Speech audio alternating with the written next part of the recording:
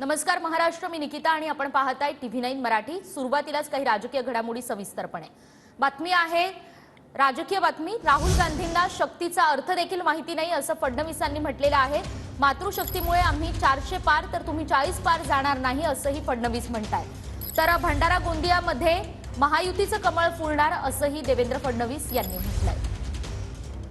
कधी कधी मला डोक्यावर हात मारून घ्यावा असा वाटतो। आमच्या राहुल गांधींना शक्तीचा अर्थ देखील नाही माहिती।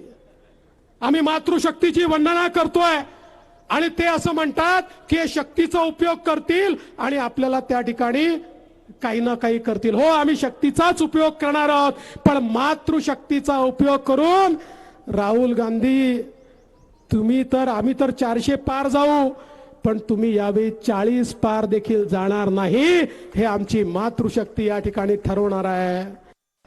भंडारा गोंदियामध्ये प्रफुल्लभाई, आता आपण एवढे मजबूत आहोत, कोई भी आ जाए, कोई भी जिसकी इच्छा हो आ जाए, कोई प्रॉब्लेम नहीं है। कोणीही आलं तरी मोदीजींच्या नेतृत्वात इथे कमळ आणि महायुतीच या ठिकाणी फुलणार। आणि म्हणून तुम्हाला एवढीच विनंती करण्याकरता आलो आहे।